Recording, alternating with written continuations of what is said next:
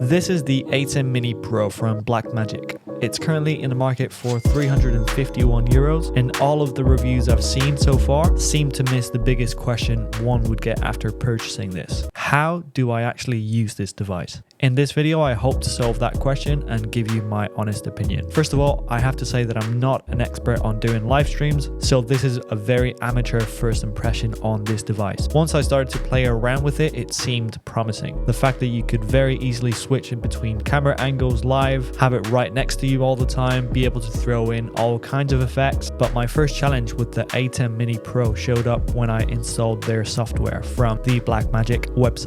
I cannot put into words how confusing this was. I kept thinking to myself, where do I get the files from? How does this take the signal from the camera and direct it into the MacBook straight away? And so many other questions. So after a full night of doing research, I found out you can actually just rely on a monitor and a hard drive to operate this thing. Voila, major breakthrough here.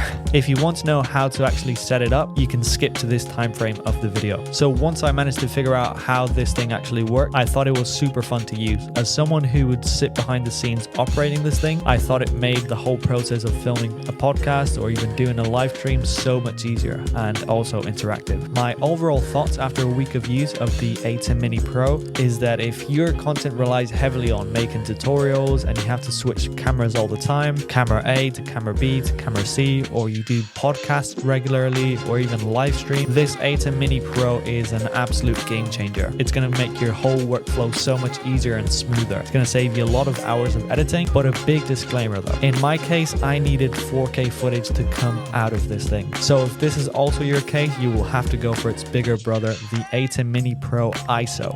Moving forward, I think Blackmagic could make the whole process a little bit smoother and easy to understand, but that doesn't take away that it's a fantastic product. And at the end of the day, maybe it was just me struggling with this because I definitely didn't find any other tutorials as clear. So here's my simple tutorial on how to use this device. First of all, connect the power cable that came with it. Next, plug in all the cameras you want, in my case 2, with an HDMI to HDMI cable. Next, connect your monitor to the out HDMI port you see. Big disclaimer, you are going to need a monitor. You can use your MacBook, but I've not managed to have it run smoothly yet.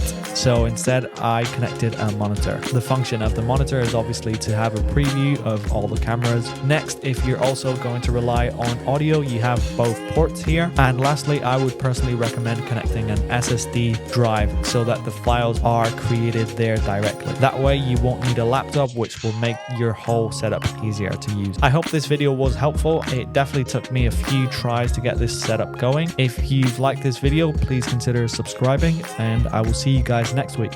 Thank you for watching. So after a week of use, this is finally going back to its home, Photo Pro.